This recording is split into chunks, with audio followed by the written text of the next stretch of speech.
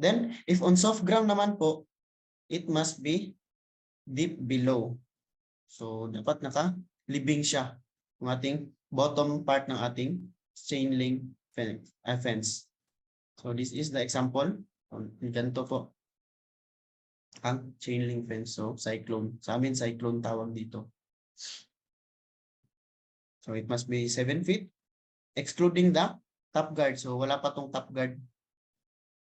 Later, discuss natin kung ano yung top guard. So, 7922 po. 7922. The next, barbed wire fence is a type of fence. It's a type of fence wherein a wire constructed with sharp edges. So, sharp edges, points. So, sharp edges. Then, specification or characteristic of our barbed wire is 76612. Yan po yung mnemonics ko, 76612. So, katulad lang din ng ating chain link, it has, our barbed wire has the length, the height of 7 feet, then not be less than 7 feet. 7 feet. Yan po, 7 feet. Next, ano pa yung 6? 7, 6. Post not more than 6 feet apart. So, yung poste daw niya must be 6, not more than 6 feet apart. So, ganito po. Yung poste niya, dapat hindi lalagpas ng 6 feet apart. From post to post, 6 feet apart. So, 7, 6, then 6 is the distance between strands will not exceed 6 inch and at least one wire will be interlocked. So, the distance, yung ating box, pa-box siya. So, ito po, distance. So, distance from this barbed wire to this barbed wire is 6 inch. O, not less than 6 inch. O, not exceed pala. So, hindi lalagpas ng 6 inch. Then, ano pa yung 12? Standard barbed wire is twisted, double strand, and 12 gauge wires. Yun lang, 12 gauge. So, yan po yung specification or characteristic ng ating barbed wire. 76612. Kanina is 7922. 7922, 76612. This is the example of our barbed wire fence. Next naman na full view fence is our concertina wire fence or the Dunnert wire fence. Dunnert. Double N man ata to.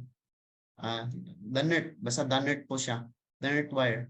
Standard concertina barbed wire is wire coil of high strength steel. Then clip together interwires to form a cylinder. So it will form a cylinder. Then specification is 50 feet ang length niya. 50 feet yung length din. 3 feet yung diameter o yung pa-circle niya. So for example, this is the example of our concertina. Ganito po. 50 feet yung length. Then yung circular niya is 3 diameter, 3 feet yung diameter. 3 feet yung circular niya. Yan po yung example ng concertina. So next. In an industrial complex must establish its first line of physical defense. It must have A, perimeter barrier, B, security, C, communication security, D, private. Answer is, yes po, letter A, perimeter barrier. So, yan po yung kanina, first line of defense, yung perimeter barrier or yung mga fences, yung mga pader, yung mga gates, yun po yung ating perimeter barriers. So next. Ulit na. Next, it is a natural or man-made structure or physical devices which is capable of restricting, deterring, or delaying illegal entry. What would be your answer? Barrier, communication security. So ito na po yung barrier. Ito na po yung barrier. So, barrier. It is any object, natural or man-made. So, natural, meron po tayong barrier na natural, which is the rivers, mga mountains, yun po yung ating mga barrier na natural, which is God-made. And man-made is yung mga pader, full view fence, pwede ring maging human barrier. Human barrier, yung security guard, yun po yung ating example ng human barrier. So dito is barrier. So any object po. If you say system, yung kanina, system of barrier, it is physical security. So next. It involves protection of documents and classified papers from loss. So loss, documents and papers. It is document information. So nasa word na po yung document and information security. Document and information security. So three major areas po ng ating security is physical, which is yung sa mga external measures, industrial, which is yung mga process, trade secrets, patents, mga invention, or mga products. Then document information is yun sa mga classified matters or documents, or even cryptography. So next. This type of security is concerned with the money operation. So nasa money na talaga. Kahit ito alam nyo na, yes po. Yung mga clientele, mga kliyente ng ating assets ng ating cash daw, cash. So it is bank. So bank security. Mga cash. Yung school security is sa school. Yung protection ng mga students or even the teacher or the perimeter barrier of the school. So next. A type of security applied for the protection of the top-ranking officials of the government or private entity, visiting persons or dignitaries. What would be your answer?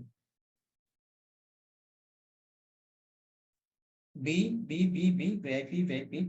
Answer is personal po, personal. VIP and personal are the same, so you pick the first mention. Personal security. Iba po yung personnel ha, personnel sa personal. So personal security, it is for the VIP pa rin, mga very important person, mga politicians. Yun po. Personal and VIP are the same. So next. Ito po yung application ng ating security. So first, sa industrial. Best business groups, yung kanina, manufacturing, assembling, yung mga products, no, processing of products, industrial. Hotel, nasa hotel. Nakalagay na hotel restaurants, mga guests ng hotels, hotel security. Banks, cash and assets, and its clientele.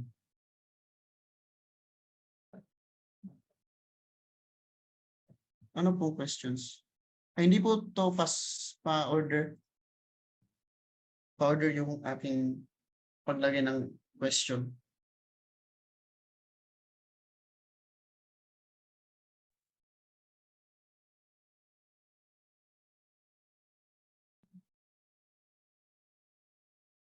Ano pong concern nyo, Ma'am Ros Biminda?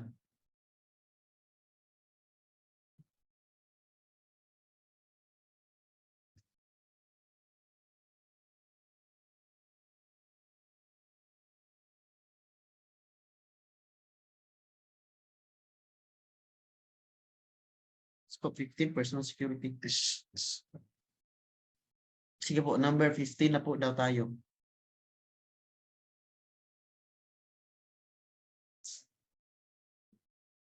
Next. So number, ito po, school, sa school. Because it is the first mention po, as what I have said, if the first mention, you pick that item or choice. So same di ba sila? So pwede, bawal kasing mag-pick ng dalawang sagot or choice sa board exam. So you pick the first mention. But daw personal security yung sagot ko. So personal security kasi yung first nasa letter A. Common sense po. Siyempre, VIP yung isasagot mo. na magkatulad yung personal, di ba? So yan po. Any concern pa po?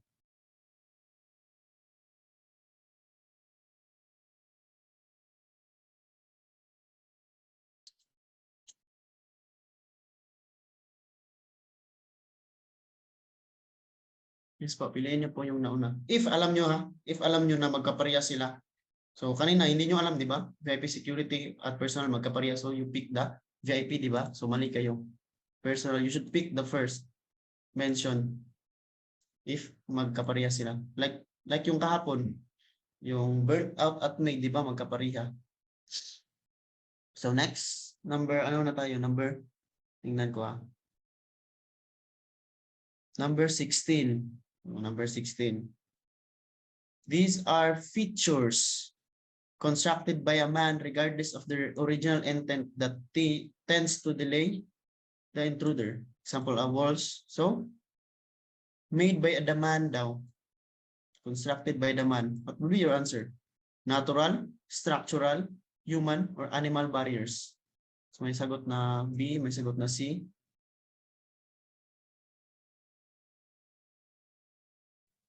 Answer po is structural po. Structural.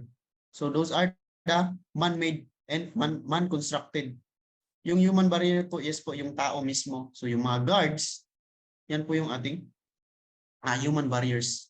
The natural, yung mga cliffs, mga bundok, mga rivers, mga sapa, mga ilog, yun po yung ating natural barriers. Then animal barriers is yung mga gansa. So gansa yung first na mention or na first use na animal barrier, yung mga geese. So geese, gansa. Geese in my spelling. So gansa, yes po. Pero yung domesticated barrier talaga ngayon is yung dog. So, structural barrier po, man-made, constructed, or man-construction. Structural. Next, number, wait po. 17. 17. It is the employment of mechanical, electrical, energy imposed. So, nasa word na talaga. Energy. So, letter A po, energy. So, dito na po yung mga protective lighting, alarm system, devices used as barrier. So, mga smoke detector, mga ano pa yung mga laser beam na alarm. So, basta yung mga electronic means na alarms or barriers. Yun po, energy barrier. So, next. Next, line of physical defense, storage system like steel cabinets, safes, and vaults. Yes po, third, na-discuss na natin kanina, so third. Third po, third line of defense. So next, the following statements are true, except A, there is impenetrable barrier. B, defense and depth is barriers after barriers. C, delay is provided against surreptitious and non-surreptitious entry. D, the type of access necessary will depend upon the number of variable factors and therefore may be achieved in many number of ways. What would be your answer? So except so you pick the false statement. Sagot is yes po, letter A. Letter A po. Because dapat no, there is no impenetrable barrier. So, what is the principle of our security or the concept of security? Ito po, concepts or the principle of security. Enemy agents will always seek access. So, meron talagang intruder. If gusto nilang mag-intrude or mag-violate sa intrusion or mag-intrude is they will make some way. Next is surreptitious and non-surreptitious entry is provided. So, greatest hazard to security, surreptitious entry. What do you mean by surreptitious entry? It is the entrance of facility without leaving some trace. So, yun po yung surreptitious entry. Nag-enter ka ng facility or building, then hindi ka nakita without leaving some trace. And ito, there is no there are no impenetrable barriers. So wala pong hindi mapipenetrate na barriers because kung may way, mapipenetrate po yung barriers. Even yung mga sobrang modern na alarm system, sobrang modern na mga electronic means na barrier can be penetrated. Mahack yung system, ano pa, if there is a way. So, there is no, dapat no impenetrable barrier. So, meaning, wala pong hindi mapapasok or ma-intrude na barrier.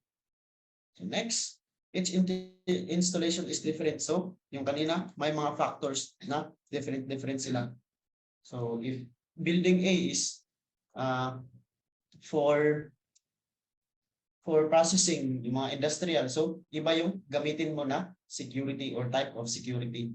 Then sa dwelling lang or sa regular na bahay, pamamahay is iba din yung security. Mas lesser yung gamitin na security sa bahay. So, yan yung meaning ng each installation is different. Then defense in depth means barrier after barrier. So if you want, so nakalagay dito no impenetrable barrier. So if you want to delay the access, you put barriers, then another barriers, then another barriers para ma-delay yung access. Yan po yung defense and depth. So answer doon is there is impenetrable barrier. That is false. Next. Any area which personnel or vehicles are controlled for reasons of security purposes. Restricted, limited, exclusion, or cleared zone. Answer is, yes po, letter A, restricted area. So other term ng restricted area is controlled area. Yan po yung ating other term ng restricted area. So na-discuss na natin kahapon yung restricted area. Tupod yung area na i-control natin yung personnel para to control their access. So restricted area. Then there are two types of restricted area, the exclusion and the limited control area. So next question is the type of restricted area which contains top secret po or highest degree of protection. So answer is highest degree of protection. Answer po is yes po, letter C, exclusion area. Then exclusion area. Then it must be surveillance at all times daw because it requires highest degree of protection kaya surveillance at all times. Limited control area naman po is lesser degree of protection. So konting protection lang ang gagamitin or ating ipoprovide sa limited control area. Clear zone is the later ma-discuss natin kung ano talaga yung clear zone. Clear zone is the unobstructed area. So yan lang unobstructed area, may outer then inner. Later ma-discuss natin yung clear zone. Answer is exclusion area.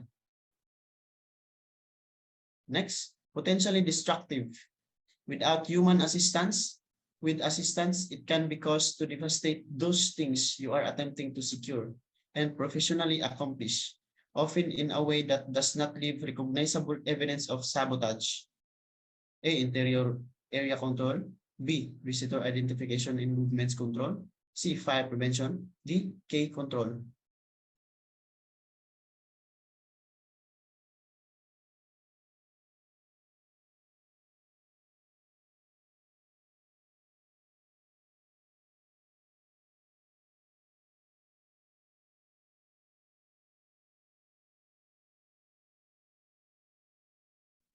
A, B, C, or D? Answer is letter C po, fire prevention. So, dito na clue nyo is does not leave recognizable evidence sabotage. So, fire prevention. So, because fire is the most destructive kind of hazard. Fire po. Ito po. Ito, limited area control includes the following. So, how to control that area? So, yung mga lesser degree of control lang. So, first is interior area control. So, there are two method sa ating interior or yung sa inside talaga, inside or within the facility. So first is movement of visitor within the area. So you check the movement. So kung saan sila pumapasok, yun po yung ating first method. Next is time travel. So you check the time or time allotted or yung time na ginugol nila sa loob ng facility. So yan po yung ating second method ng interior area control. The next is visitor identification and movement control. So processing and control of movements of visitor shall be included in the pass system. So yan to na po yung pass system. So how to identify such visitor? You will place or provide pass system. So may mga exchange, pass exchange system, ano pa yung mga multiple pass. So ma-discuss natin later yung pass system. Then ano pa, using visitor logbook po. Use logbook to identify their identity. So if gusto silang pumasok, logbook muna. Then ano pa, registration or katulad ng logbook. So next, key control, wala na ko iisipin, controlling keys. Yan lang, controlling keys. The next, fire prevention, ito yung kanina, destructive. Then, does not leave recognizable evidence of sabotage. Because if yung fire, lalo na pag natupok na yung building ng fire is wala na yung mga evidences. Sinatupok na yung building and possible evidences. So next, its advantage is that it denies the opportunity for the intruder to become familiar and the time schedule of the movement of the guards. It denies, yes po, solid fence po. So at least you have knowledge. Solid fence. Solid fence denies the opportunity for the intruder. Hindi niya makita kung ano yung nasa loob. Next. It is constructed in such a way visual access is permitted. So permitted full view fence. Yes po, kabaliktaran ng ating solid fence, full view fence. Next. Chain link fence must reach within blank of the ground or hard paving. Answer is yes po, 2. So kanina chain link 7,922. So 7 yung height, 7 feet yung height. Then ano pa, 9 gauge. Then 2 inch yung mesh opening. Then ano pa, 2 inch yung reach within hard ground paving. So 7,922. Next. So it must reach within 2 inch. 10 of grams, dapat naka-living siya. Ito po yung sample. So if this is it must reach within 2 inch. So ito po, within 2 inch. So nakalutang siya ng 2 inch sa hard ground. If nandito yung floor, then nakalutang siya ng 2 inch hard ground. Kung meron ding iba is naka-concrete na talaga. The next, ito yung kanina. Must reach below deep enough to compensate for soil and sand. So nakalibing po siya sa soil, mga soft soils. So next is commercially manufactured wire coil of high strength steel together at intervals to form the cylinder.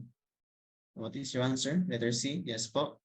So na-discuss na natin kanina yung mga specification ng ating full view fences. So, concertina wire fence or yung Dunnert wire fence. Pareho lang po yung dalawa. Dunnert wire fence or Dunnert or concertina wire fence. So next. Anton is applying for the position. The regional director for the company is very much qualified for the vacant. One of the procedures of the company to determine the loyalty of their employees That is to ensure the firm hires those best suited to assist the firm in achieving goals. So, answer is yes po. Personnel security. So, concern po ditong personal security is yung sa mga background investigation, personal security investigation, local agency check, national agency check, ano pa yung mga partial or complete background investigation.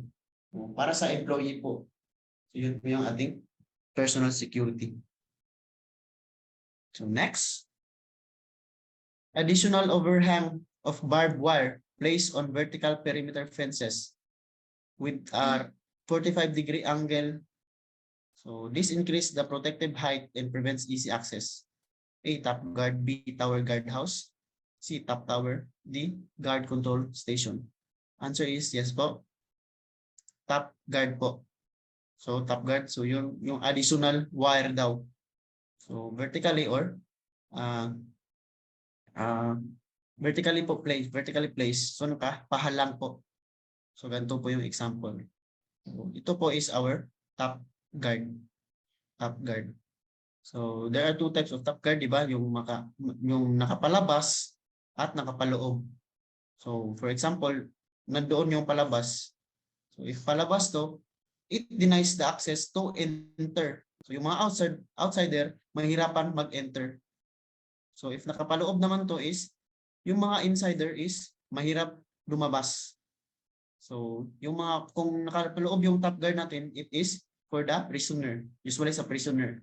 Sa mga jails, nakapaloob yung kanilang top guard. So, next. Ito naman po yung tower house. Or, yes po, tower house. Or guard tower house.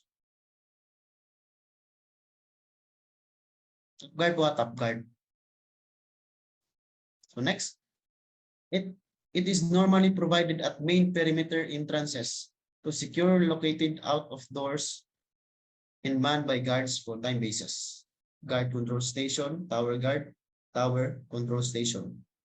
Yes po, answer is guard control station. Siyempre nasa mga entrances po yan.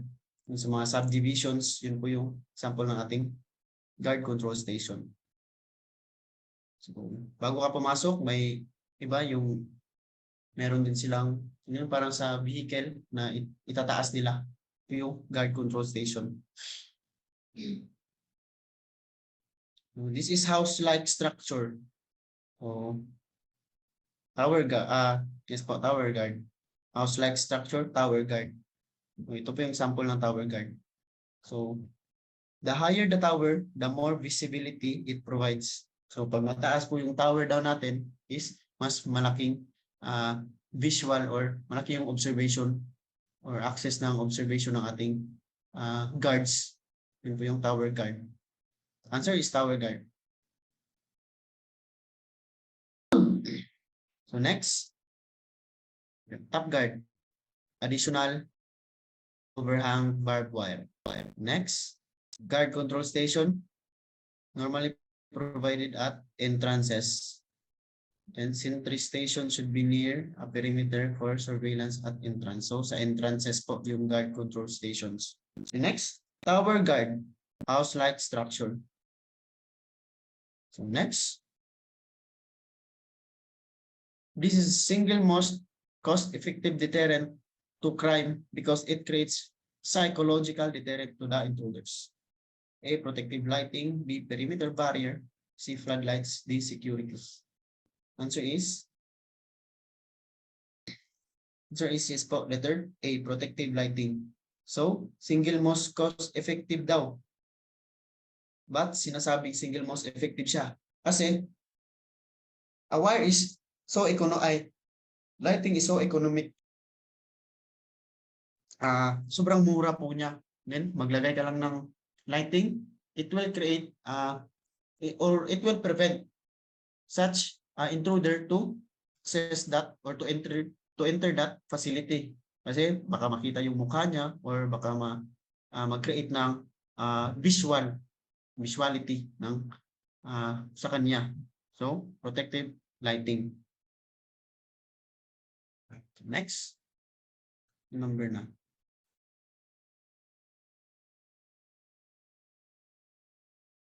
Number po. 31 po yan. Protective lighting, 31. So next. Most familiar type of outdoor security lighting. This is designed to provide two specific results. First is glare projection. Next is controlled lighting. It consists of series of fixed luminaries that range to flood a given area continuously during hours of darkness. A continuous, standby, movable, or emergency lighting. What is your answer? My C, my A, my C. Answer is letter A, continuous or stationary. So yan po yung ating continuous. Dalawang type, glare, projection, and control. So ito po, continuously during hour of darkness. So ito po yung example or yung kanyang definition. Stationary or continuous. Most common